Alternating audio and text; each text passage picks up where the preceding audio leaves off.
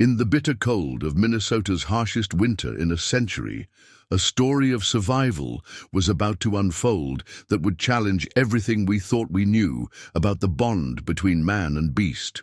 Max wasn't just any farm dog, he was a 100-pound German Shepherd mix who had never once asked to enter the warm stable in his 7 years of loyal service.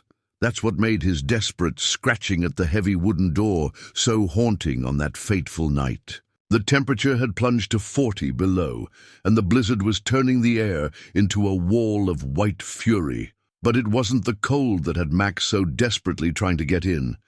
Something was driving him to break every rule he'd ever followed. Something that would shake his owner Jim Barrett to his very core. What happened next would not only change their lives forever, but would challenge the very boundaries between the wild and the tamed, between instinct and loyalty, between fear and love. Before we jump back in, tell us where you're tuning in from. And if this story touches you, make sure you're subscribed, because tomorrow I've saved something extra special for you. Jim Barrett's weathered hands wrapped around his coffee mug as he stared out the frost-covered kitchen window. At 68, he'd seen his share of Minnesota winters, but something about this one felt different. The thermometer outside his window had given up trying to measure the cold, its red line frozen somewhere below the lowest marking.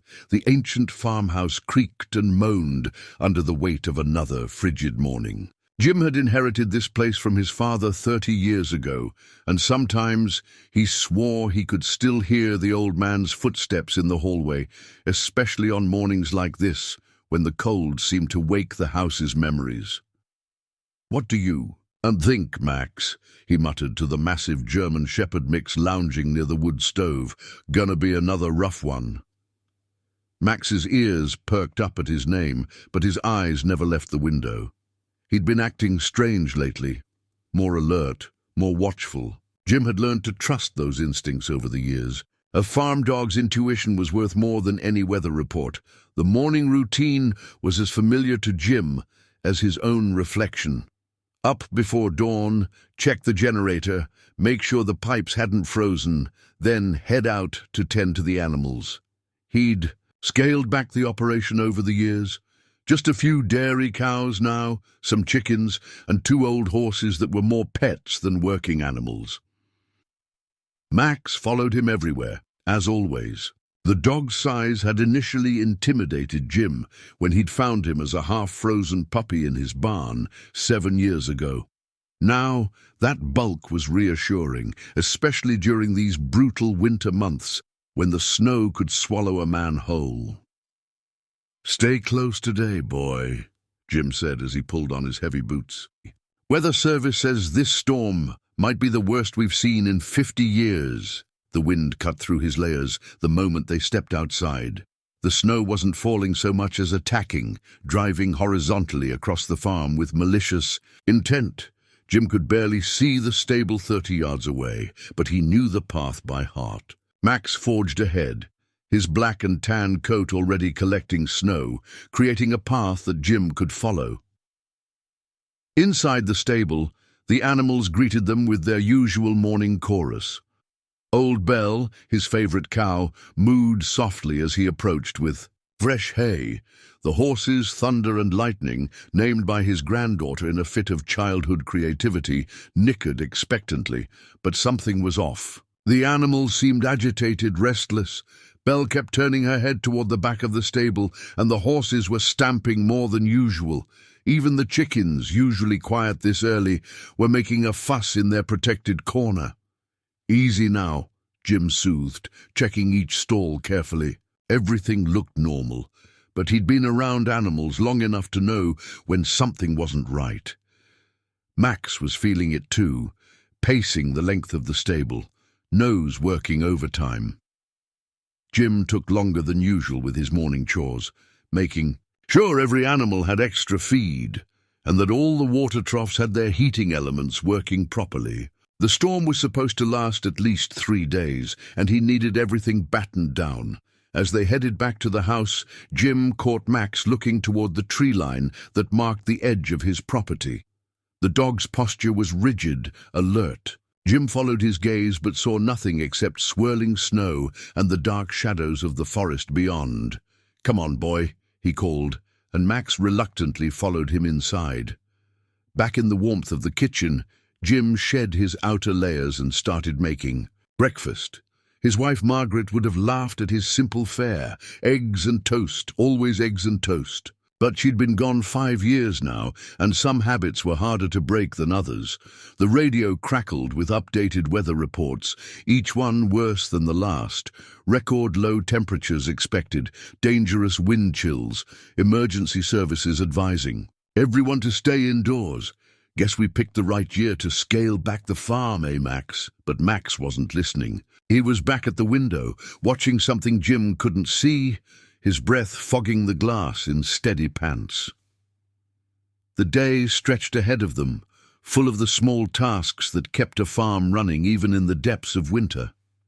Jim had stocked up well. Before the storm, the pantry was full, the generator had fresh fuel, and the woodpile would last weeks if needed. Still, as he finished his breakfast and watched Max's unusual behavior, he couldn't shake the feeling that something was coming. Something neither of them was prepared for. Jim could still remember the night he found Max as clearly as if it were yesterday. It had been another bitter winter evening, not unlike this one, when he'd heard the faintest whimper coming from his barn. At first, he'd thought it was just the wind playing tricks. It did that sometimes, made you hear things that weren't there. But something had drawn him out into the cold. There, huddled behind a stack of hay bales, was a puppy no more than 8 weeks old. He was enormous for his age, all paws and ears, with a thick coat that hinted at mixed heritage. But it was the pup's eyes that caught Jim's attention, intelligent, alert, and somehow ancient in their knowing. "Margaret!" he'd called out, cradling the shivering bundle. "Get some towels." His wife had taken one look at the puppy and fallen in love. "He's got wolf in him, Jim," she'd said, rubbing him dry by the fire. "Look at those markings that size. Someone's bred shepherd with wolf and dumped the result." They'd tried to find the owner, of course, put up notices in town, called the local shelters. But deep down, Jim had known the puppy was meant to stay. Margaret named him Max, after her father, and from that day forward, he became more than just a farm dog. He became family. Max grew quickly, soon towering over other dogs in the area. His intelligence was uncanny.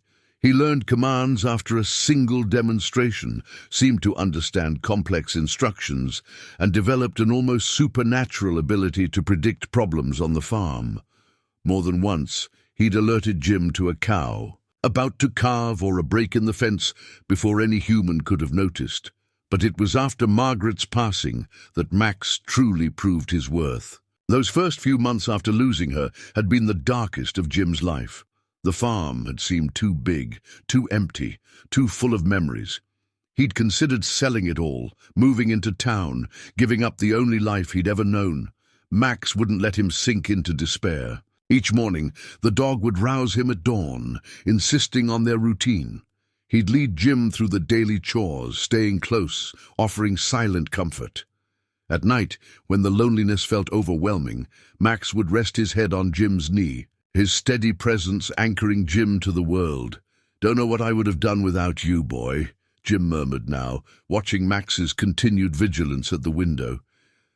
The dog's behavior today reminded him of something Margaret used to say about Max's wild ancestry. "He's got old blood in him, Jim, the kind that remembers things we've long forgotten." Over the years, there had been hints of that wild heritage.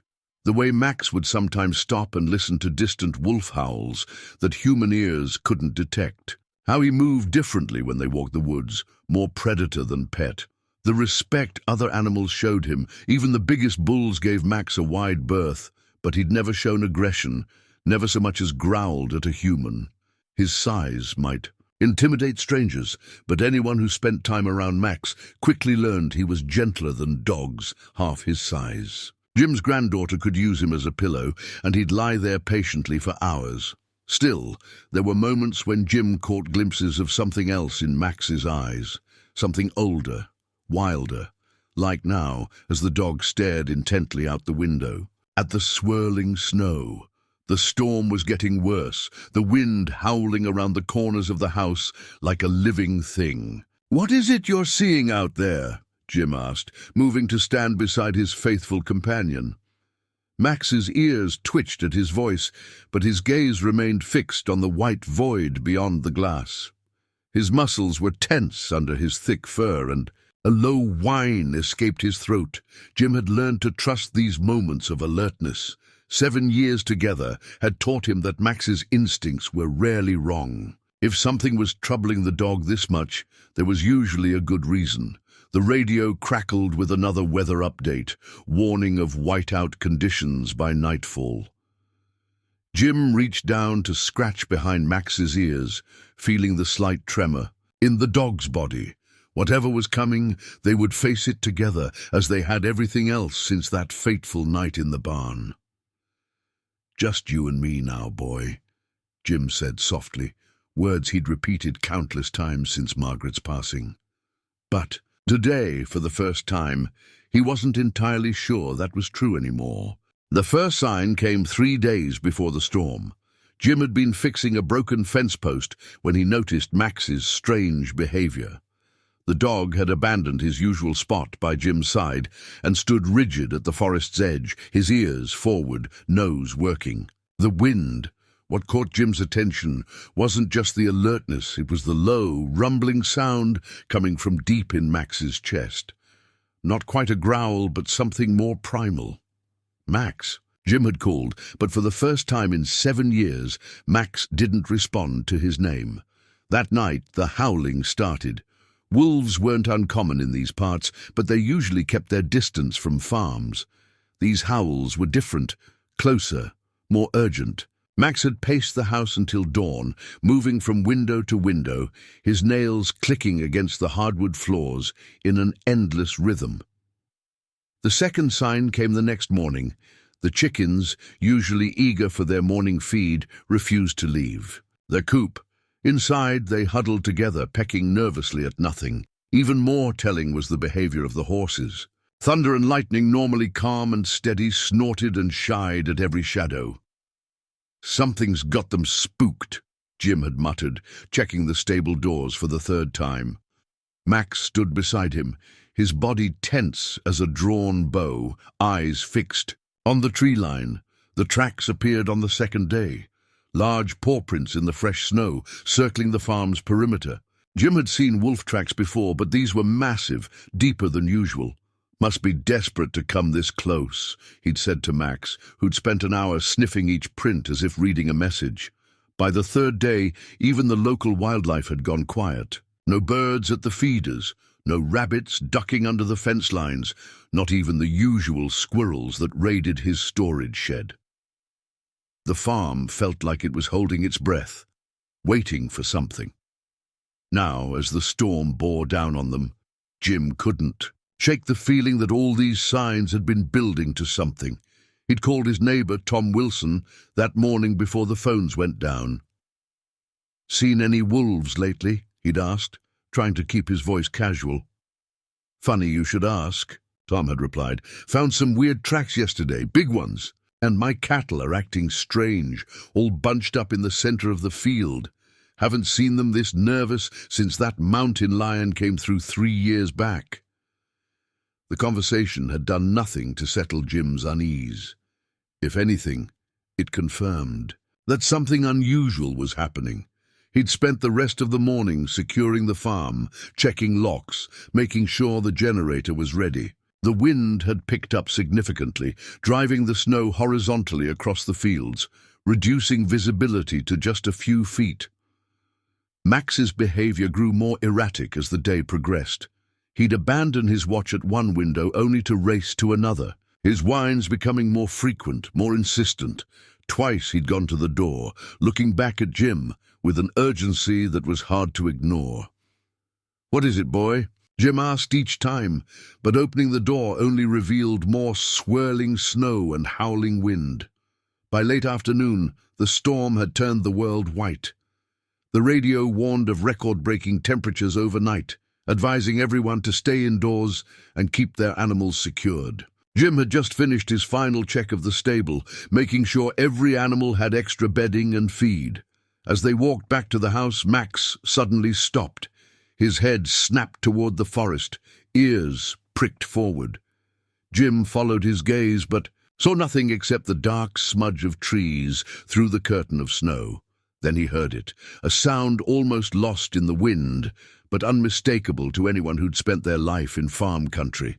A wolf's howl, much closer than before. Max's response was immediate and unprecedented.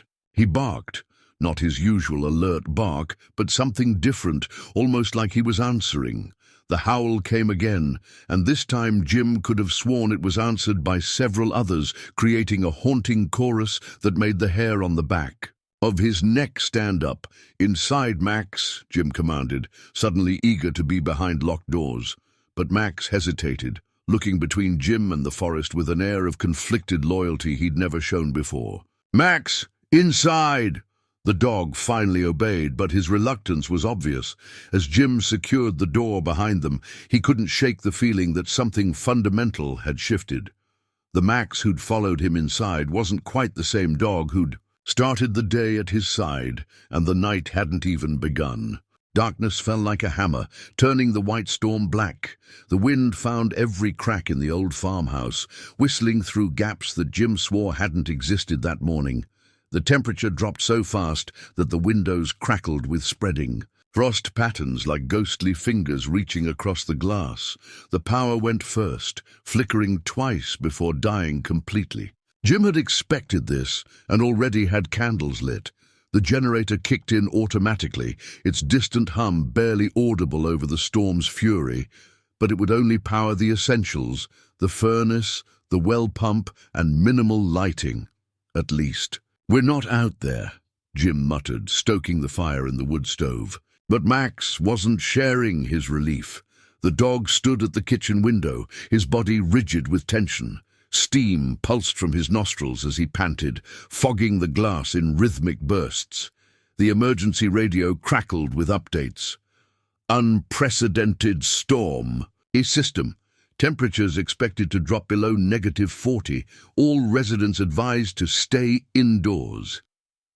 The broadcaster's voice held an edge of concern that Jim had never heard before. A sound cut through the wind. Sharp, clear, and close. A wolf's howl, but not like the others. This one carried a note of desperation that made Max's head snap up, his ears pivoting like radar dishes. Then came the crash from the stable. Max exploded into motion, racing to the door with an urgency Jim had never seen. He spun in circles, whining, looking between Jim and the door with frantic energy. "Steady, boy," Jim said, pulling on his heavy coat. "We'll check it out." The moment he opened the door, the wind nearly ripped it from his hands. Snow drove into his face like needles, and the cold cut through his layers instantly. He clicked on his flashlight, but its beam was almost useless in the swirling white. Max forged ahead, his black and tan coat quickly becoming ghostly white with accumulated snow. The 30 yards to the stable might as well have been 30 miles. Jim could barely see his own feet, following Max more by instinct than sight. Another crash from the stable, louder this time. The horses whinnied in fear, their cries barely audible over the storm.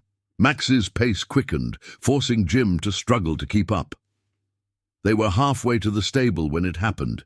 A shadow darker than the night itself crossed their path. Massive, low to the ground, moving with fluid grace through the storm. Jim's flashlight caught a glimpse of eyes reflecting green in the darkness, far larger than any wolf's eyes he'd ever seen. Max stopped dead in his tracks, his head lowered, and that same strange sound from earlier rumbled from his chest. Not quite a growl, not quite a whine. The shadow paused, and for a moment time seemed to freeze along with the air around them. Then came a sound that Jim would never forget. A long, mournful howl that seemed to carry all the sorrow in the world. It cut through the storm like a knife, making the horses scream in their stalls. Max responded with a bark that sounded nothing like his usual voice, deep and primal. The shadow vanished into the white void, but Jim knew with absolute certainty that it hadn't gone far. Whatever it was still out there, watching. They reached the stable door, and Jim's trembling hands struggled with the latch. Inside, the animals were in a state of complete panic. The horses pulled at their ropes, the cows pressed against. The backs of their stalls, and even the chickens, were raising a desperate chorus, but Max paid no attention to the animals' distress. Instead, he moved with purpose toward the back of the stable, where the old hay bales were stacked. His body language had changed completely. The tension was gone, replaced by something else, something almost protective. "Max," Jim called, but his voice was lost in another howl from outside. Closer now, just beyond the stable walls. The sound was answered by others, creating a chorus that made the whole building seem to shudder. And that's when Max began to scratch at the stable door, desperate to get back outside into the killing cold. "Max, no!" Jim shouted as the dog scratched frantically at the stable door, his claws leaving deep marks in the wood. In 7 years, Max had never once tried to go back out into a storm. Something was terribly wrong. The howls outside grew closer, a haunting symphony that made the horses stamp and snort in their stalls. Jim's flashlight beam caught Max's face, and what he saw there made him pause. There were tears freezing in the dog's fur, and his eyes held a desperation that seemed almost human. Another crash outside, followed by a sound that didn't belong in any storm, a high-pitched keening, like a cry of pain. Max's scratching became more urgent, his massive body throwing itself against the door with enough force to make the hinges creak. "You'll hurt yourself." Jim moved to pull him back, but Max did something he'd never done before. He growled at Jim. It wasn't aggressive, but the message was clear. Stay back. The keening came again, weaker this time. Max's response was immediate, a deep bark that seemed to carry meaning beyond simple animal communication. The howls outside changed tone, becoming more urgent, more insistent. Jim's flashlight beam caught movement through the gaps in the stable walls. Massive shapes circling in the snow, their eyes reflecting green in the darkness. The wolves were. So close now he could hear their breathing, heavy pants that mixed with the storm's howl. Max abandoned the door suddenly, racing to Jim with that same desperate energy. He grabbed Jim's coat sleeve in his teeth, gently but firmly, and pulled him toward the door. 7 years of trust battled with common sense in Jim's mind. Everything he knew said staying inside was the only sane option. But those eyes... "Lord, help me," Jim muttered, and reached for the door latch. The moment the door cracked open, the wind tried to tear it from his hands. Max squeezed through the gap before Jim could change his mind, disappearing into the white void beyond. Jim had no choice but to follow, the flashlight beam cutting uselessly through the horizontal snow. He caught glimpses of the wolves now, at least 5 massive shapes moving through the storm. They were the biggest wolves he'd ever seen, their shoulders easily reaching his waist, but they weren't attacking. Instead, they seemed to be waiting, watching. Max led him around the side of the stable, where the old hay bales were stacked against the wall for insulation. The dog began digging frantically at the snow there, throwing it aside in great bursts. The wolves moved closer, their circles tightening, but still they didn't threaten. Then Jim heard it, a sound so faint he almost missed it under the storm's fury. A whimper coming from beneath the snow and hay. Max's digging became more focused. Jim's hands were numb around the flashlight, his face burning with cold, but he found himself kneeling beside his dog, helping to clear away the snow. The wolves drew closer still, close enough that he could smell their wild, musky scent. The largest wolf, a female with fierce yellow eyes, stood just feet away now. In the flashlight's beam, Jim could see her sides heaving with exhaustion, her fur matted with ice. She made no move to attack, but her eyes never left the spot where they were digging. Suddenly, Max's paw broke through into a hollow space behind the hay. The whimpering grew louder, and then Jim saw it, a tiny shape huddled in the makeshift den, nearly frozen, but still alive. A wolf pup, no more than a few weeks old. The mother wolf threw back her head and howled, not the threatening sound Jim had expected, but something that could only be described as relief. Max responded with his own cry, a sound unlike anything Jim had ever heard him make, bridging the gap between domestic dog and wild wolf. And in that moment, as the storm raged and wolves circled and Max nosed gently at the nearly frozen pup, Jim understood what Margaret had meant about old blood remembering. Some things went deeper than training, deeper than domestication. Some things were written in the bones. Jim's hands trembled as he reached for the wolf pup, but Max's low growl stopped him. The dog carefully nosed the tiny creature, which couldn't have weighed more than a few pounds. The pup was barely moving, its fur encrusted with ice, its breathing shallow and weak. The mother wolf took a step forward, and Jim's heart nearly stopped. At this distance, her size was overwhelming. She could have torn his throat out before he could blink. But her attention was focused entirely on her pup, her yellow eyes filled with an intelligence that challenged everything Jim thought he knew about wild animals. Max looked between Jim and the mother wolf, then did something extraordinary. He lay down in the snow, making himself as non-threatening as possible, and whined softly. The mother wolf responded with a similar sound, and suddenly Jim understood. Max was negotiating. "The pup will die out here," Jim said softly, not sure if he was talking to Max or the wolf. The temperature was still dropping, and the tiny creature's chances of survival in this cold were virtually none. As if understanding his words, Max stood and gently picked up the pup by the scruff of its neck, the same way a mother wolf would carry her young. The mother wolf tensed but didn't intervene. The other wolves, still circling in the storm, moved restlessly but maintained their distance. Jim could hardly believe what he was seeing. This wasn't just unusual behavior, it was unprecedented. "Inside," Jim said, his voice hoarse from the cold. "We need to get inside." Max moved carefully toward the stable door, the pup dangling limply from his mouth. Jim followed, very aware of the wolf pack moving with them, matching their pace. The mother wolf stayed closest, her massive form a shadow at the edge of his flashlight beam. Inside the stable, the animal's panic had subsided to a nervous tension. The horses snorted and stamped as the scent of wolf filled the enclosed space. Jim quickly cleared a space in an empty stall, laying down fresh hay and grabbing some old horse blankets from the tack room. Max placed the pup gently on the blankets, then looked expectantly at Jim.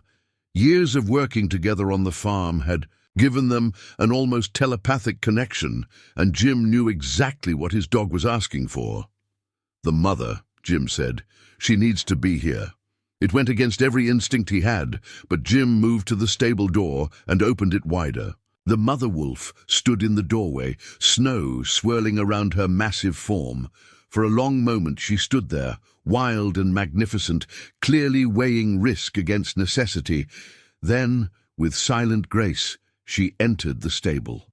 The horses went crazy, pulling at their ropes and kicking their stalls. The cattle pressed themselves against the far wall, and the chickens set up a desperate chorus. But the wolf paid them no attention. She moved directly to the stall where her pup lay, her claws clicking against the concrete floor. Max stepped aside, allowing her to nose the pup and check it over. The tiny creature stirred weakly at its mother's touch, letting out a small whimper. The sound seemed to decide something for the wolf. She looked at Jim with those intelligent yellow eyes, then deliberately lay down beside her pup. "I'll get the space heater," Jim said, amazed at how steady his voice sounded. "Some warm milk, too, if the pup can take it." He moved carefully, very aware of the predator watching his every move. The generator was still running, which meant they could use the small electric heater he kept for emergencies. As he set it up in the stall, he noticed something strange. The other wolves had positioned themselves around the stable, taking up sentry positions at regular intervals. They were standing guard. The implications of this behavior made Jim's head spin. This wasn't just a random occurrence. This was organized, intentional. The wolves had chosen to trust him and Max to bring their vulnerable pup into his stable during the worst storm in living memory. Max settled himself at the stall entrance, creating a buffer between Jim and the mother wolf. His posture was relaxed, but alert, and Jim noticed how he positioned himself so he could watch both the wolves and the stable door. "What have we gotten ourselves into, boy?" Jim whispered, checking the heater's temperature. The pup had started shivering, which was actually a good sign. It meant its body was trying to warm up. The mother wolf watched every move he made, but there was no hostility in her gaze. If anything, there was something like calculation there, as if she were evaluating him, testing whether her desperate gamble to save her pup had been the right choice. Outside, the storm continued to rage, but inside the stable, something extraordinary was happening. Wild and domestic, predator and prey, all sharing the same space, bound together by necessity and cold and something else, something older than civilization itself. Max caught Jim's eye and thumped his tail once against the floor. In that moment, Jim could have sworn his dog was smiling. The next few hours tested everything Jim thought he knew about animals. Getting the pup warm was only the first challenge. The tiny creature was severely dehydrated, and Jim knew from raising livestock that getting fluids into it quickly was crucial. He'd warmed some milk on the camping stove he kept in the stable for emergencies, but the pup was too weak to suckle. The mother wolf watched intently as Jim filled a syringe with the warm liquid. Her muscles tensed when he approached, but Max moved closer, positioning himself between them. Something passed between dog and wolf, another of those silent communications that Jim was beginning to notice more and more. "Easy now," Jim murmured, keeping his voice soft and steady. With trembling hands, he carefully dropped small amounts of milk into the pup's mouth. The mother wolf's breath was hot on his hands as she watched every movement. The other wolves had created a perimeter around the stable, their massive forms visible through gaps in the walls whenever lightning illuminated the storm.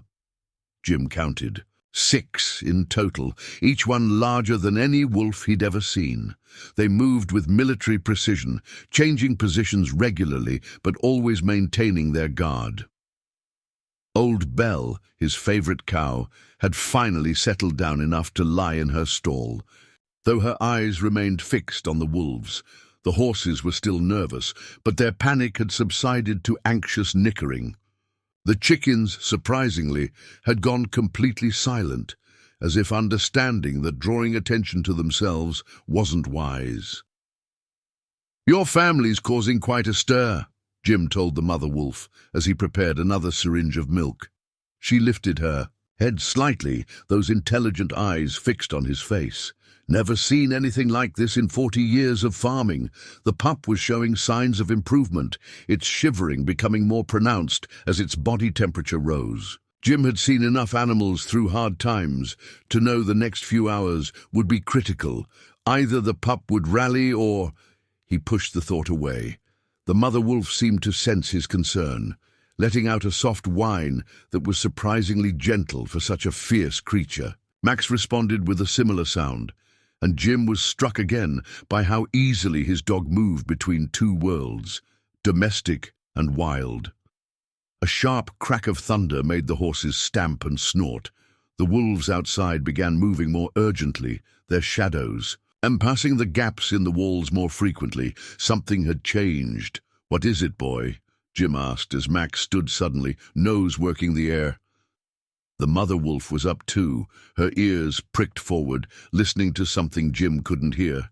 Then he caught it, a sound that didn't belong, an engine struggling against the storm. "Damn," Jim muttered. Tom Wilson. His neighbor had a habit of checking on him during bad storms ever since Margaret's passing.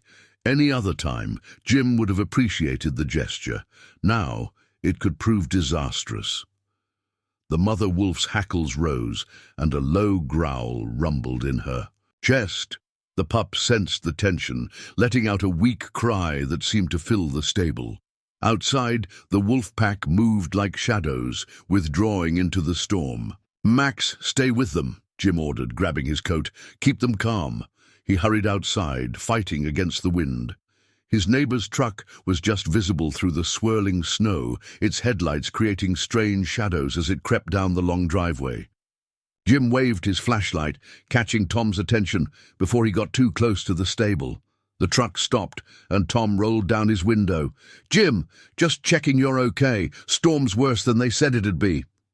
"Appreciate it, Tom, but I'm fine," Jim shouted over the wind. "Generators running, animals are secured. You should head back before it gets worse." "You sure? Could give you a hand with—" "No," Jim said too quickly. "I mean, everything's handled. Road'll be impassable soon. Better get home while you can." Tom looked like he wanted to argue, but another blast of wind rocked his truck. "Well, if you're sure, call if you need anything. That is, if the phones come back up." Jim waited until the truck's taillights disappeared into the white void before hurrying back to the stable. Inside, the scene he found stopped him in his tracks. The mother wolf had moved the pup behind Max, who stood guard at the stall entrance.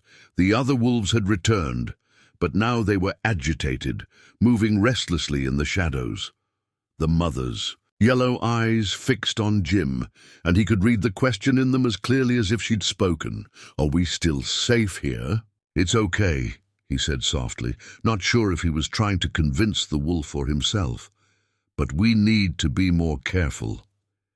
If anyone finds you here—" He didn't finish the thought. They all knew what would happen if the wrong people discovered. A pack of massive wolves sheltering in his stable. Best case, animal control would be called. Worst case. The pup chose that moment to let out a stronger cry, this one sounding more like a tiny howl. The mother wolf immediately turned her attention back to her baby, nosing it gently. The sound seemed to break the tension, and the other wolves resumed their posts. Max caught Jim's eye and thumped his tail once, his signal that everything was under control. Jim wished he shared his dog's confidence. The storm was far from over, and he had a feeling their challenges were just beginning. As midnight approached, the storm showed no signs of weakening. If anything, it had grown stronger, the wind finding new ways to make the stable creak and groan. But inside, a different kind of change was taking place. The mother wolf, whom Jim had started thinking of as Luna because of her silver-touched fur, had begun allowing him closer to the pup. She still watched his every move, but the hostility had been replaced by something closer to cautious acceptance.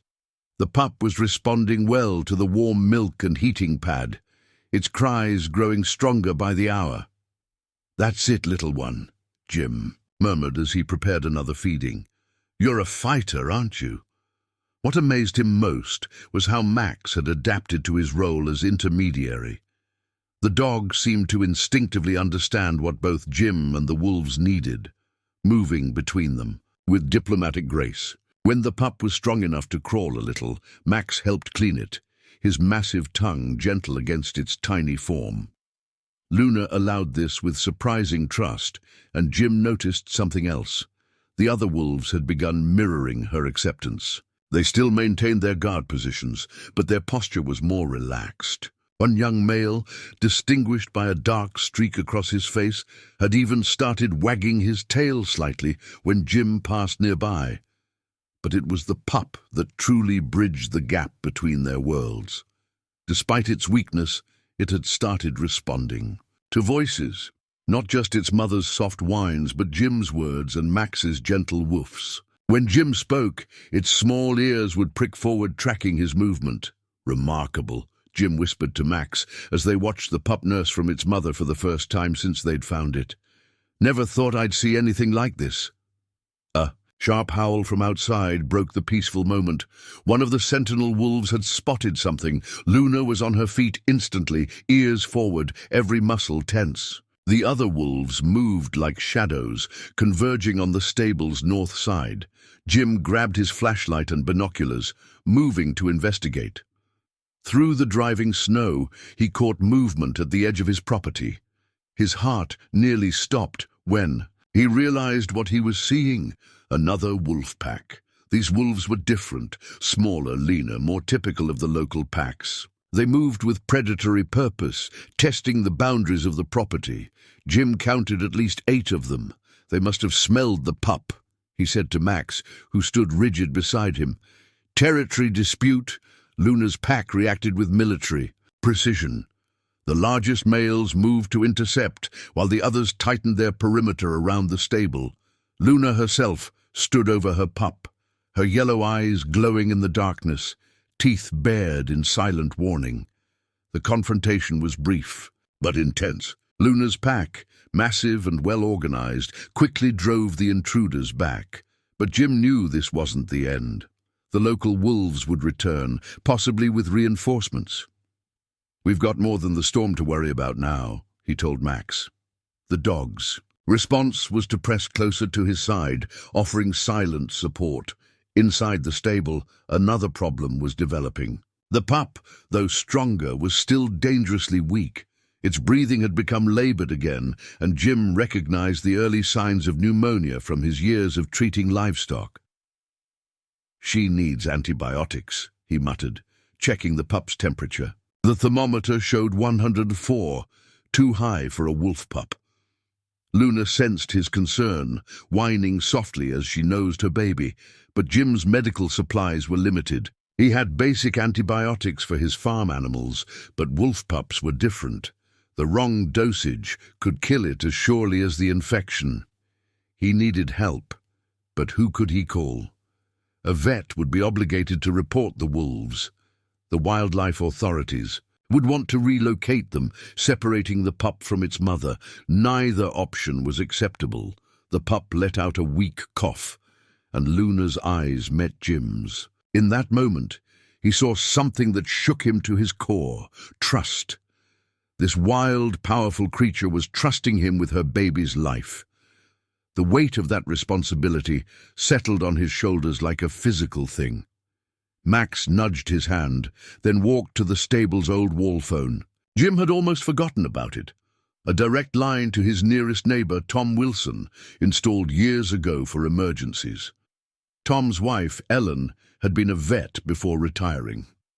"She'd help," Jim said slowly, understanding Max's suggestion. Ellen's always kept quiet about treating wild animals before, but could he risk it? One wrong move, one moment of panic, and this fragile peace could shatter. The consequences would be devastating, not just for the pup, but for everyone involved. Luna watched him, her yellow eyes seeming to understand his dilemma. The pup coughed again, a wet, worrying sound that echoed in the stable's darkness. Time was running out. Jim reached for the phone. The phone line crackled with static, each ring seeming to echo through the stable. Jim's heart pounded as he waited, aware of every eye, human, canine, and wolf, fixed upon him. On the 6th ring, Ellen Wilson's voice cut through the storms. "Howl. Jim, is everything all right?" He took a deep breath. "Ellen, I need your help. But what I'm about to tell you, it has to stay between us. No questions asked." There was a pause, then, "Like the injured eagle last spring?" "Exactly like that, but bigger, much bigger." Ellen had always been good at reading between the lines. "Tom's asleep. Give me 15 minutes to gather my kit. And Jim, clear a path to the stable." The next quarter hour was a frenzy of preparation. Jim explained to Luna in a calm, steady voice that help was coming. Whether she understood his words or not, she seemed to grasp his intent. But the arrival of another human clearly made her uneasy. "Max," Jim said, "we need to make this work. Ellen's our only chance. The dog took up position near the stable door, while Jim used his tractor to clear a path through the deepening snow. The wolf pack melted into the shadows, invisible but present, their eyes reflecting the tractor's lights like scattered stars. Ellen's ancient jeep appeared right on time, fighting through the storm with stubborn determination.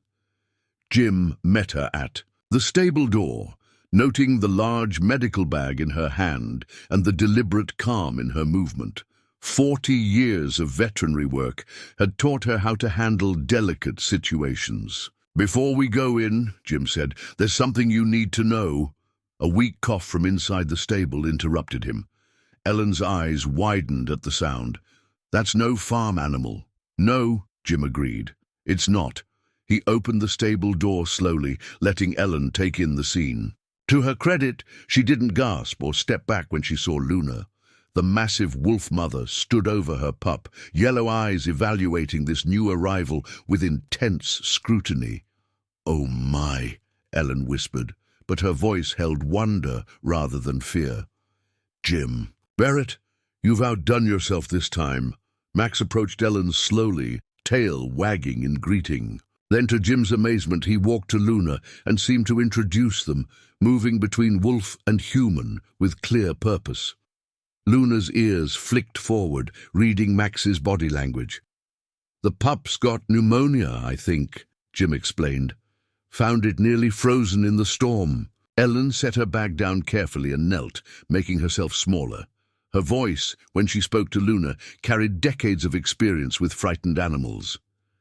"Let me help your baby, please."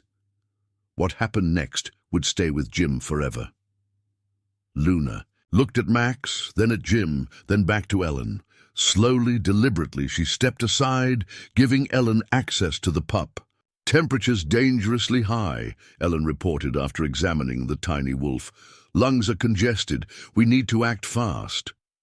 She reached into her bag and pulled out several vials and syringes. "Jim, I'll need warm water and clean towels." The next hour was intense.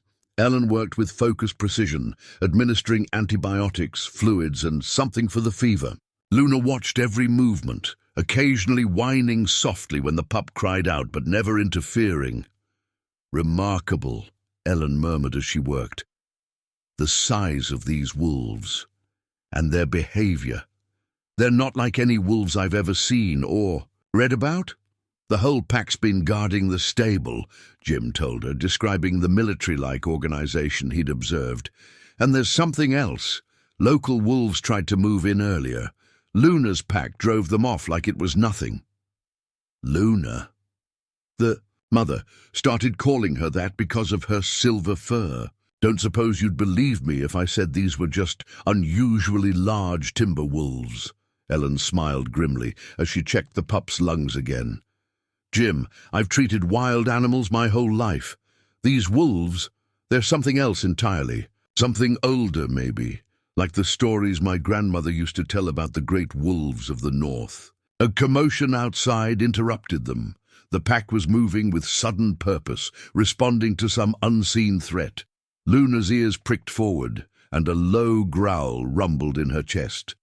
"The local pack's back," Jim said, recognizing the change in atmosphere. "Ellen, you should go, if things get ugly." She nodded, packing her supplies quickly but efficiently.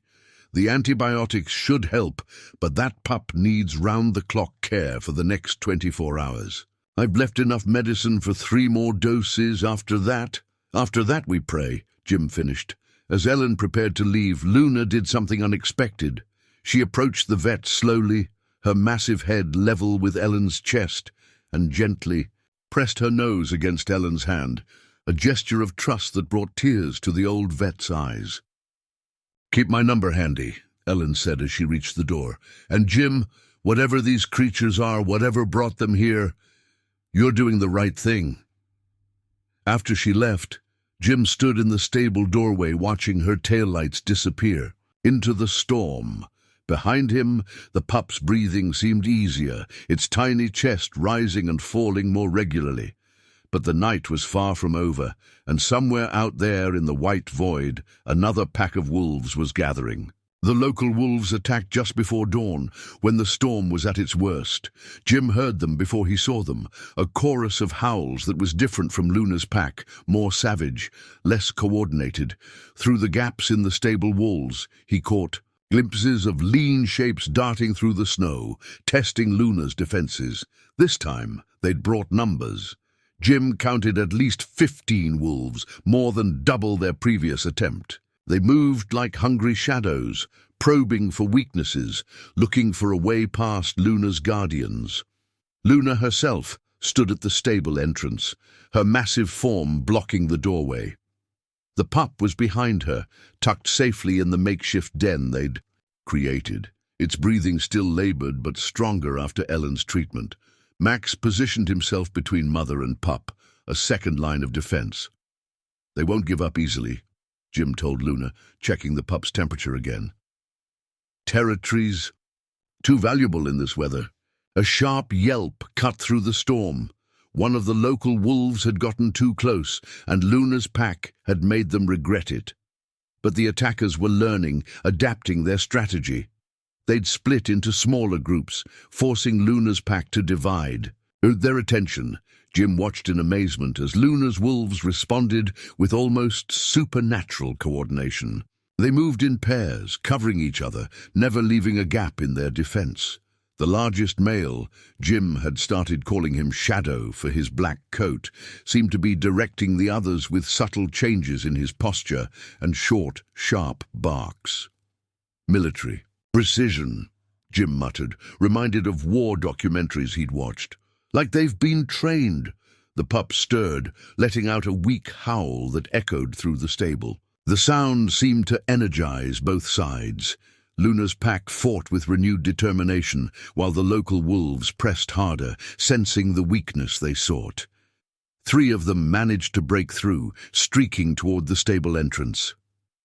Luna met them with terrifying efficiency. She was massive compared to these local wolves, and her fighting style was something Jim had never seen before, controlled, precise, almost surgical in its execution. In seconds, the attackers retreated, bleeding and demoralized. But the skirmish had revealed something crucial. Luna couldn't leave the stable entrance. She had to protect her pup, which meant she couldn't join her pack in driving off the invaders completely. The local wolves seemed to realize this, settling into a strategy of attrition. "They're trying to wear them down," Jim realized. "Wait until they're exhausted, then overwhelm them with numbers." Max looked up at him and whined softly. The dog seemed to understand the gravity of the situation.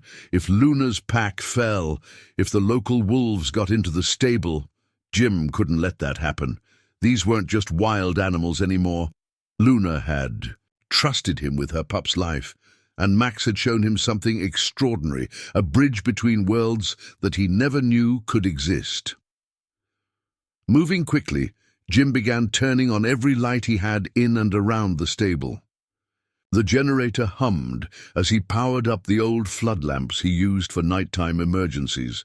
The sudden illumination confused the attacking wolves, making them hesitate. Then he grabbed his father's old hunting horn from the tack room. He hadn't used it in years, but he remembered how the sound carried for miles, even in bad weather. Taking a deep breath, he blew 3 long blasts. The effect was immediate. The local wolves scattered at the alien sound, their coordination breaking. Luna's pack took advantage of their confusion, pressing the attack with ruthless efficiency. Within minutes, the invaders were in full retreat, disappearing into the storm with their tails tucked. But Jim knew this was just a reprieve. They'd be back, probably with even more numbers. He turned to Luna, who watched him with those intelligent yellow eyes. "We need a better plan," he told her. "Can't keep fighting them off forever." To his amazement, Luna approached him slowly, then pressed her massive head against his chest. The same gesture of trust she'd shown Ellen. Up close, he could see old scars beneath her fur, marks of battles fought long ago. This wasn't just a wolf. This was a warrior, a protector. Max joined them, placing himself between wolf and human as he had from the beginning. But now the gesture felt less like maintaining a barrier and more like completing a circle. They were in this together. All of them. The pup coughed in its sleep, reminding them of the stakes. Outside, the storm continued to rage, and somewhere in that white void, another pack was regrouping, planning their next attack. Dawn was still hours away, and the longest night of Jim's life was far from over.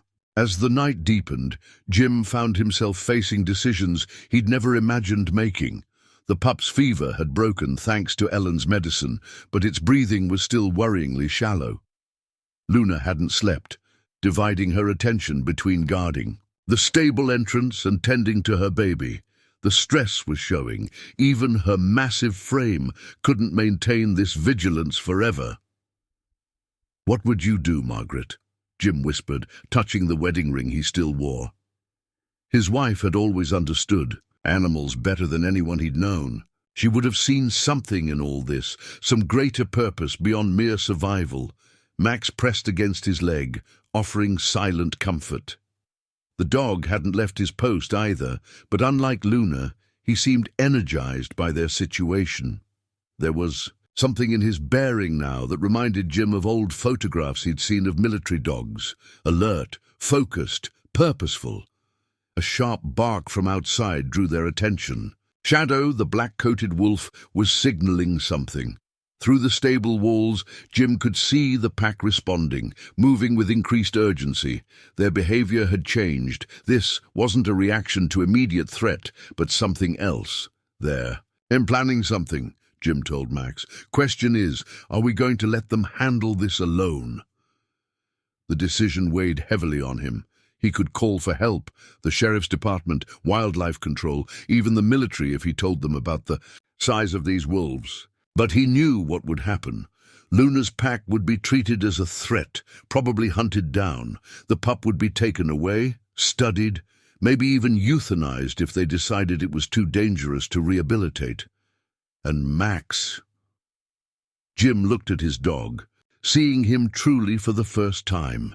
Max had known all along what these creatures were, had recognized something in them that went beyond normal wolf behavior. Would helping them mean losing him to whatever ancient call had brought Luna's pack here? "Been just you and me for a long time, boy," Jim said softly. Max looked up at him with those knowing eyes, and Jim saw both understanding and challenge there. His dog was asking him to be more than just a farmer, more than just a man who'd lived his life safely within the boundaries others had set. Luna approached, her movement drawing Jim from his thoughts. She stood before him, her yellow eyes level with his, and Jim felt the weight of her gaze like a physical thing. This magnificent creature had trusted him with everything, her pup, her pack, her very survival. What would it say about him if he betrayed that trust? The pup whimpered in its sleep, a sound that seemed to echo in the stable's darkness. Jim moved to check on it, and for the first time, Luna didn't tense at his approach. Instead, she watched him tend to her baby with what could only be described as approval. "You knew, didn't you?" he asked her. "Knew we'd help. That's why you brought the pup here." Luna's ears flicked forward at his voice, and Jim could have sworn she nodded slightly. Outside, Shadow barked again, more urgently this time. Whatever was coming, it was getting closer. Jim straightened up, his decision made. "Max," he commanded, "guard the pup." His dog moved immediately to the makeshift den, taking up a protective stance. Jim turned to Luna, speaking with quiet authority. "Your pack needs you out there. I'll watch over your little one." For a moment, nothing happened. Then Luna did something extraordinary. She lowered her head in what could only be described as a bow. The gesture carried both acknowledgement and respect. When she raised her head again, her yellow eyes held a fierce determination. Together, they moved to the stable entrance. The storm had weakened slightly, allowing Jim to see more of the farm. Luna's pack had formed a precise circle around the stable, their massive forms like sentinels in the snow. Shadow stood directly ahead, waiting. "Go," Jim told Luna. "Do what you need to do. We'll be here." The great wolf mother touched her nose briefly to Jim's hand, a gesture of trust that brought unexpected tears to his eyes, then bounded out to join her pack. Jim watched as she took her place beside Shadow, the two of them clearly leaders among these remarkable creatures. Back in the stable, Max barked once, a sound of approval. Jim looked at his dog, remembering Margaret's words about old blood remembering. Maybe that's what all this was about, remembering who we are, what we can be when we look past our fears and prejudices. "Well, boy," Jim said, checking his rifle, "and the hunting horn. Guess we're about to find out what we're really made of." Outside, Luna's pack began to move with deadly purpose, and Jim Barrett, farmer, widower, and now guardian of wolves, prepared himself for whatever the night would bring. Some choices once made can never be unmade, but sometimes those are the choices that matter most. The revelation came in a moment of absolute stillness.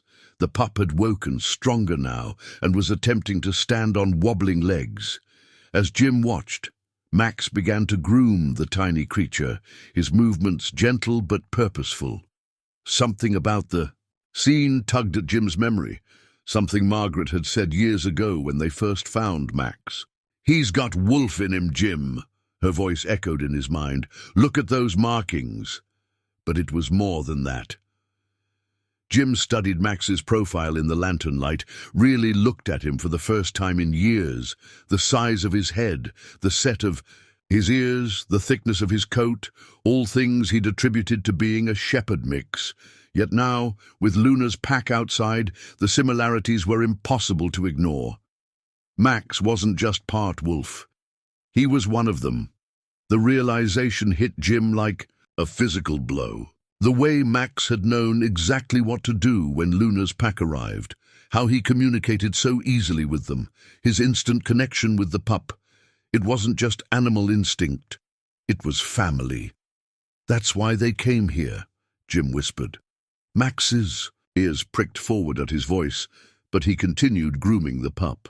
"They followed your scent, found one of their own living as a dog." The implications staggered him. How many generations back did it go?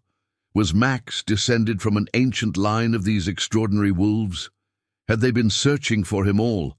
This time, a sound from outside drew their attention. A series of complex howls, unlike anything Jim had heard before.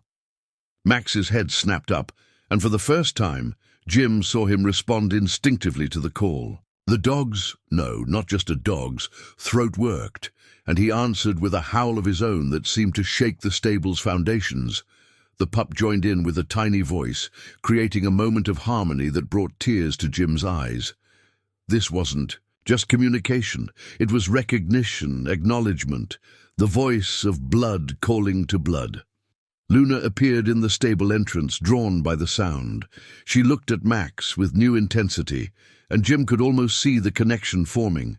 She'd known, probably from the first moment, what Max was. That's why she'd trusted him, trusted this farm. Her pack hadn't chosen this place randomly. They'd been drawn here by an ancient bloodline they'd somehow managed to track. Max stood, his bearing suddenly different. Gone was the comfortable familiarity of a farm dog. In its place was something. Older, something that belonged to the world of snow and forests and moonlit hunts. He approached Luna with quiet dignity, and the two touched noses in a gesture that spoke of recognition and respect. The pup wobbled toward them, stronger by the hour, and both adults turned to watch it with identical expressions of protective care. In that moment, Jim saw the truth that had been in front of him all along. Max wasn't torn between two worlds. He was the bridge between them. 7 years, Jim said softly. 7 years you've been waiting for them to find you. Or were they waiting for you to be ready to remember? Max turned to look at him, and in his dog's eyes, Jim saw something ancient and wise. This wasn't a betrayal or an ending. It was a revelation, a completion of something that had started the night they found a seemingly abandoned puppy in there. On outside, Shadow's bark signaled approaching danger. The local pack was returning, likely with reinforcements. But now Jim understood why Luna's wolves fought with such coordination, such intelligence. They weren't just wolves. They were something else, something that had existed in story and legend, waiting for the right moment to re-emerge. And Max, his faithful companion, had been one of them all along. The local wolves hit harder this time, their attack fueled by desperation and hunger. But something had changed in the way Luna's pack responded.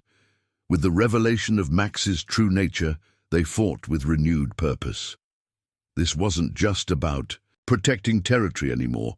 It was about defending one of their own. Shadow led the counterattack, his black form a blur of deadly precision. The coordination between Luna's wolves had reached a new level, as if Max's acknowledgement of his heritage had strengthened some ancient bond. They moved like a single organism, each member anticipating the other's movements perfectly. Jim watched from the stable entrance, his rifle ready but unused. He understood now why these creatures were different, why they showed such intelligence and organization. They weren't just wolves, they were guardians, protectors of something older than civilization itself. "You knew all along, didn't you, Margaret?" he whispered. His wife had seen it in Max from the beginning, recognized something in those intelligent eyes that went beyond ordinary animal instinct. She would have understood what was happening now, this convergence of worlds that had been separated for too long. Max stood at the threshold, his posture caught between two natures. Every muscle in his body trembled with the urge to join his newfound kin in battle. But his loyalty to Jim kept him rooted in place. The internal struggle was visible in every line of his body. "It's okay, boy," Jim said softly. "I understand now. Go be what you were meant to be." Max turned to him, and in that moment Jim saw both natures perfectly balanced. The faithful companion he'd known for 7 years, and the ancient guardian he was born to be. The dog pressed his massive head against Jim's chest one last time, then bounded out into the storm. The transformation was immediate and stunning. Max moved with fluid grace, his size and power no longer constrained by domestic behavior. He fell into formation with Luna's pack as if he'd been running with them his whole life. His bark, when it came, carried authority that even the local wolves recognized. The pup watched from its makeshift den, its tiny form trembling with excitement rather than weakness now. Its cries had changed too, becoming stronger, more purposeful. Luna responded from outside, her voice carrying both reassurance and pride. But the night had one more revelation to offer. As the local wolves regrouped for another assault, a new sound cut through the storm, howls from the north, deep and powerful. Jim raised his binoculars, focusing on the tree line. What he saw made his breath catch. More wolves were emerging from the forest, but these were like Luna's pack. Massive, purposeful, moving with that same uncanny coordination. Reinforcements had arrived, drawn perhaps by the same ancient bloodline that had led them to Max. Their gathering, Jim realized, coming together after being scattered for who knows how long. The local wolves sensed the change in power. Their attack faltered as more of Luna's kin arrived, each new pack integrating seamlessly into the defensive formation. What had started as a simple territory dispute had become something else entirely, a reunion of ancient bloodlines, a gathering of guardians. Max's voice rose above the others, not quite wolf, but no longer entirely dog, bridging the gap between domestic and wild. The pup answered him, its small howl carrying surprising strength. Even the horses had gone quiet, as if recognizing that they were witnessing something extraordinary. Jim thought of all the stories he'd heard as a child, tales of great wolves that walked with men, protected them, shared their worlds until civilization drove them into shadow. Looking at Max now, at Luna and her kin, he wondered if those hadn't been just stories after all. The storm was beginning to weaken, the first hints of dawn lightening the eastern sky. But Jim knew the real storm was just beginning.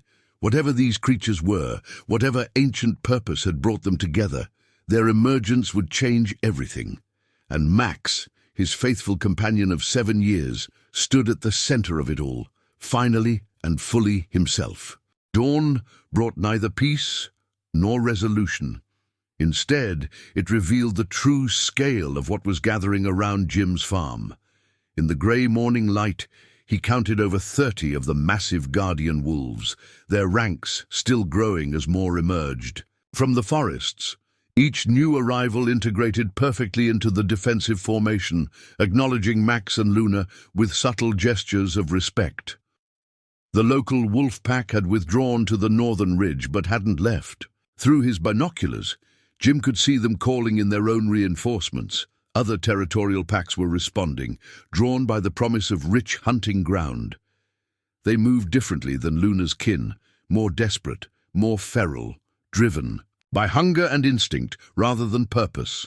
They won't back down, Jim told Max, who had returned briefly to check on the pup. Too much at stake now.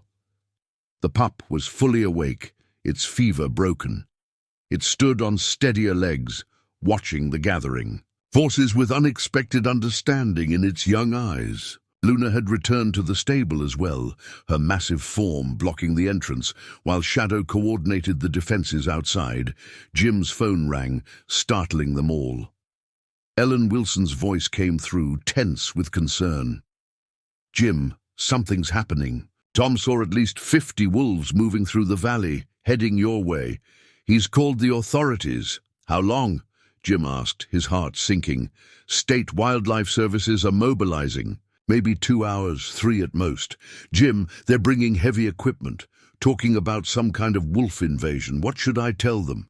He looked at Luna, at Max, at the extraordinary creatures that had trusted him with their secret. "If the authorities arrived with helicopters and tranquilizer guns, these magnificent animals would be captured, studied, probably destroyed out of fear and ignorance. Buy us some time," he said finally. "Tell them the storm made the roads impassable. Tell them anything. Just give us a few more hours." But even as he spoke, he could see more local wolves gathering on the ridge. At least 60 now, with more. Arriving. They were coordinating too, in their own crude way, preparing for an assault that would dwarf their previous attacks. The guardian wolves responded to the threat with disciplined precision. Under Shadow's direction, they formed concentric rings around the stable, each layer moving in opposite directions to create an impenetrable defense. The formation was beautiful in its complexity, speaking to centuries of inherited knowledge. Max rejoined them, taking position beside Luna. The change in him was complete now. He moved with the same fluid grace as his wild kin, but there was something more. He hadn't abandoned his domestic nature, he'd transcended it. He was neither fully wolf nor dog, but something greater than both. The pup stumbled to the stable entrance, wanting to watch. Its small size contrasted sharply with the power gathering outside, but Jim saw how the other guardians reacted to its presence. This tiny creature represented something vital to them, something worth fighting for. Thunder rolled across the valley, but not from the weakening storm. The sound came from the gathering wolves, their voices rising in challenge and response. The guardians' deep, coordinated howls met the higher, more chaotic cries of the local packs, creating an otherworldly chorus that made the very air vibrate. They're not just fighting for territory, Jim realized, watching the patterns of movement, the way the guardians positioned themselves. They're protecting something bigger, a future maybe, a return. The morning light revealed tracks in the snow that Jim hadn't noticed before. Massive paw prints that seemed to emerge from nowhere, leading to his farm from all directions. How long had they been watching, waiting for the right moment? Had Max's presence been the signal they needed? Ellen called again. "Jim, more news. Reports coming in from across 3 states. Wolf sightings everywhere, all of them huge. They're all moving, all heading somewhere. What's happening?" "A gathering," Jim answered, understanding flowing through him like a current. They're coming home. But time was running out. The local wolves were massing for an attack, their numbers now close to 100. And somewhere behind them, human forces were mobilizing, bringing machines and weapons to confront what they couldn't understand. The pup sensed the approaching conflict, pressing against Max's leg. Luna moved closer to them both, and for a moment, the three of them formed a perfect tableau, past, present, and future united. Jim felt privileged to witness it, to be part of this extraordinary convergence. Shadow's bark cut through the tension, a clear warning. The local wolves were beginning to move. The real storm was about to break, and its fury would make the night's blizzard seem gentle by comparison. "Whatever happens," Jim told Max, checking his rifle one last time, "I'm with you." The great wolf that had been his dog met his eyes, and in that gaze, Jim saw both acceptance and gratitude. Together, they turned to face whatever the day would bring. The local wolves attacked as one, a wave of grey bodies surging down the ridge. Their numbers were overwhelming, nearly 100 against the Guardian wolves' 30. But numbers didn't tell the whole story. As the two forces met, the difference in size and skill became immediately apparent. Luna's kin moved like elite soldiers, their formations never breaking. Each Guardian wolf was nearly twice the size of their attackers, their movements coordinated with uncanny precision. Shadow directed the defense with a series of sharp barks, and the Guardians responded instantly, creating channels that split the attacking force into manageable segments. Max was magnificent to watch. He'd taken position at a crucial junction. In their defensive line, his massive form a barrier that the local wolves couldn't breach. He fought with a combination of wild power and trained intelligence, never wasting a movement, each action calculated and precise. Jim had positioned himself in the stable doorway, rifle ready but still unused. The pup pressed against his leg, watching the battle with ancient understanding in its young eyes. Luna alternated between guarding them and joining the fight, her silver coat flashing like lightning through the chaos. State Police checkpoint at Miller's Ridge. Ellen's voice crackled through his phone. "They're letting emergency vehicles through. 20 minutes, maybe less." The news added urgency to an already desperate situation. The Guardian wolves needed to end this quickly, but the local packs fought with the fury of starving creatures defending their hunting grounds. The snow was churned red in places, though Jim noted that Luna's kin were fighting to subdue rather than kill, more evidence of their extraordinary nature. A group of local wolves broke through the defensive line, charging toward the stable. Luna met them with terrible efficiency, her size and power sending them tumbling. But one got past her, leaping for the pup. Jim raised his rifle, but before he could fire, Max was there. The confrontation that followed would stay with Jim forever. Max didn't just fight the attacking wolf. He dominated it completely, displaying a level of skill that spoke of centuries of inherited knowledge. The local wolf submitted almost instantly, belly up, throat exposed. Then something unexpected happened. Instead of pressing his advantage, Max stepped back. He stood over his defeated opponent with dignity rather than aggression, and made a sound that was neither bark nor howl. The local wolf got to its feet slowly, looked at Max with something like recognition, and then threw back its head in a howl that stopped the battle instantly. One by one, the local wolves ceased fighting. They backed away from the Guardians, many displaying submissive postures.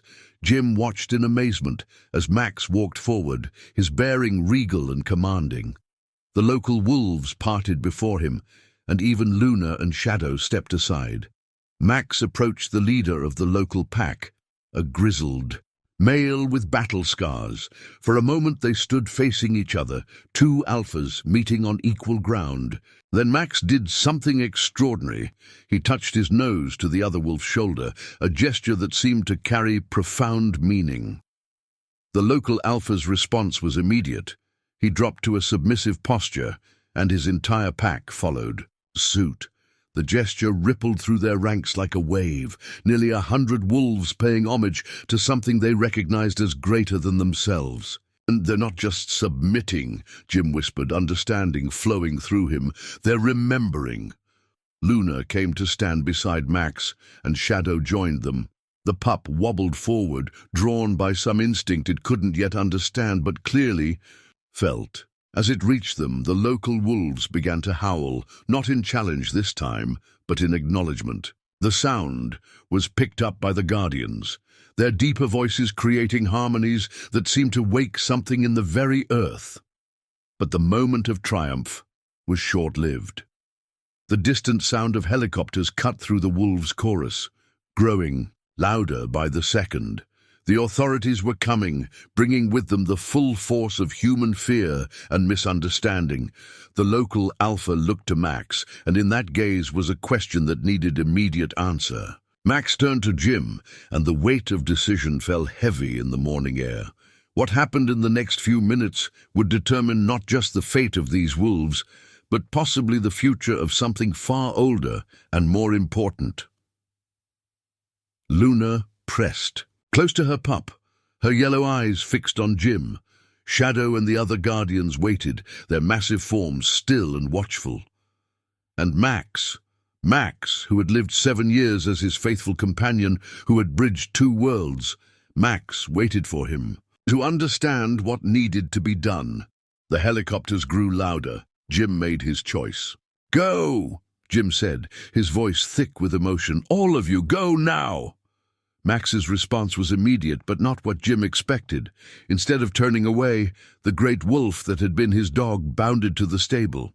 With gentle efficiency, he began gathering, the pup's blankets in his mouth, creating a bundle that could be carried. Luna understood instantly. She took the bundle from Max, carefully securing her pup within it. The tiny wolf didn't struggle, somehow knowing the importance of staying still. Shadow organized the Guardian wolves into a protective formation, while the local pack split into smaller groups, preparing to disperse in different directions to confuse any pursuit. The helicopters were close now, their searchlights cutting through. The morning mist. Jim could hear vehicles on the road, the distinctive sound of heavy trucks carrying animal control equipment. They had minutes at most.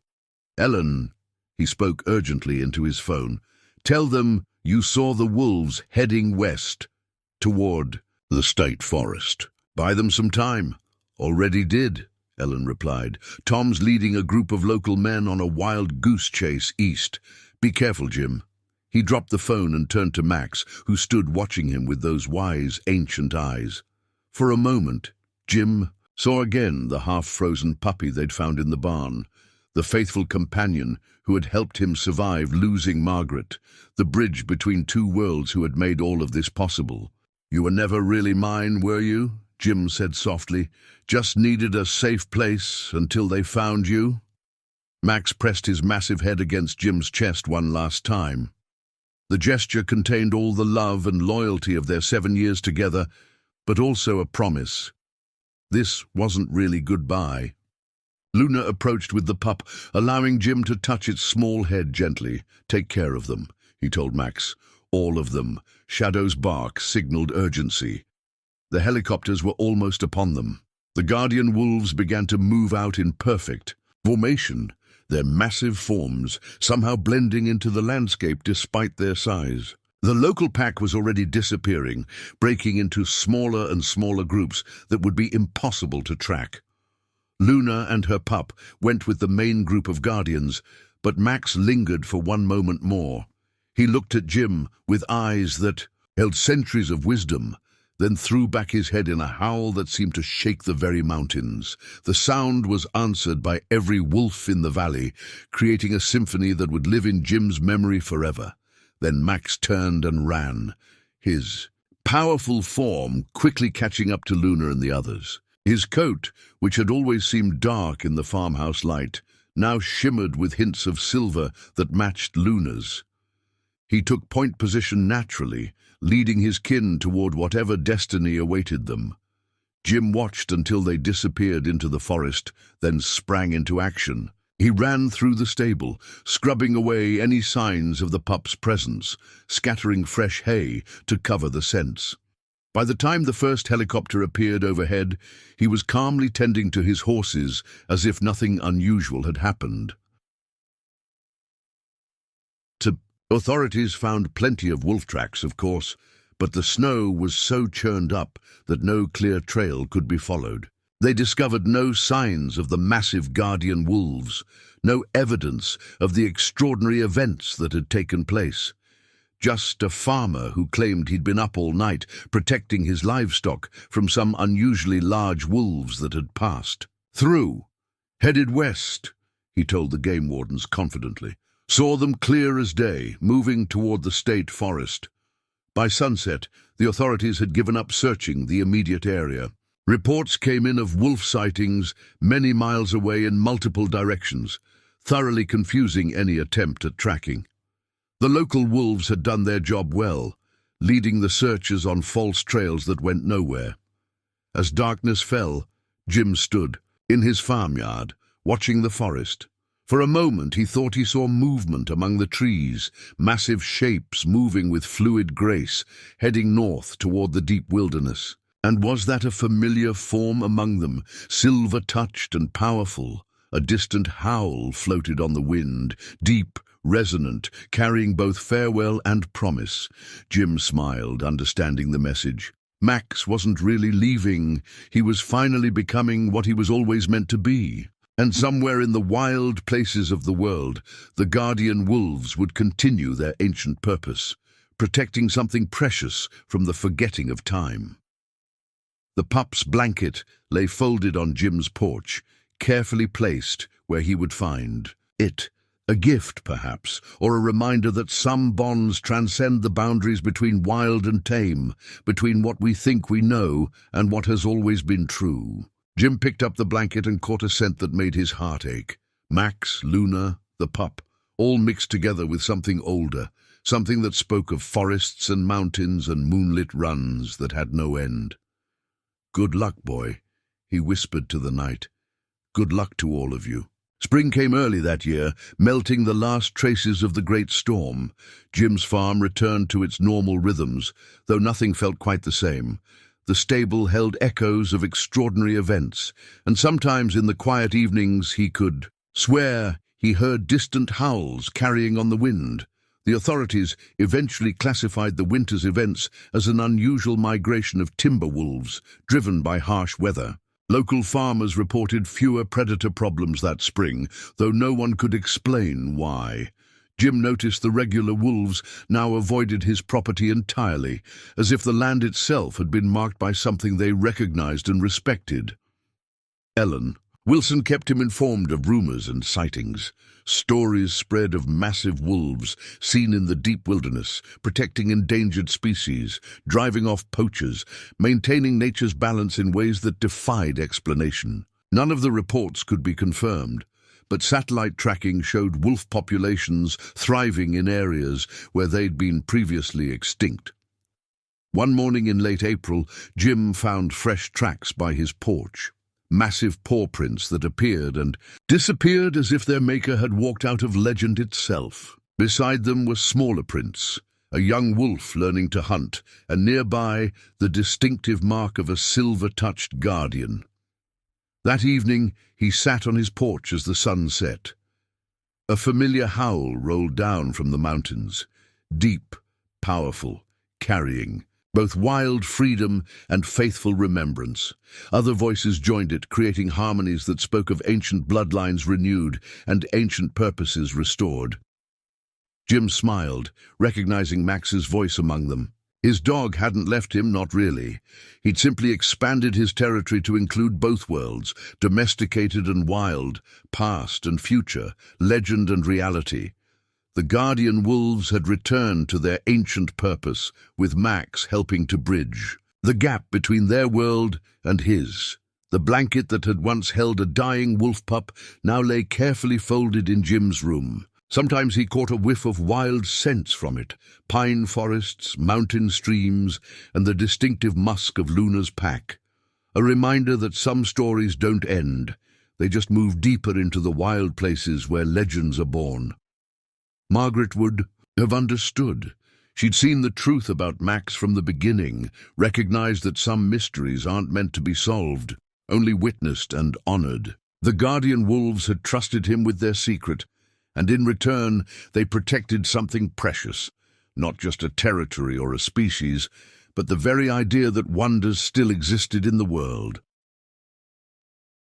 That summer, Jim planted new trees along his property line. He didn't know if the Guardians would ever return, but if they did, they'd find his farm as he'd always kept it, a safe haven between worlds, a place where the extraordinary was still possible. And sometimes, on nights when the moon was full, and the wind blew down from the mountains, he could have sworn he saw them, massive shapes moving with fluid grace, led by a silver-touched wolf who had once been his faithful dog, guarding ancient truths, preserving forgotten wonders, and reminding us that some bonds transcend the boundaries we create.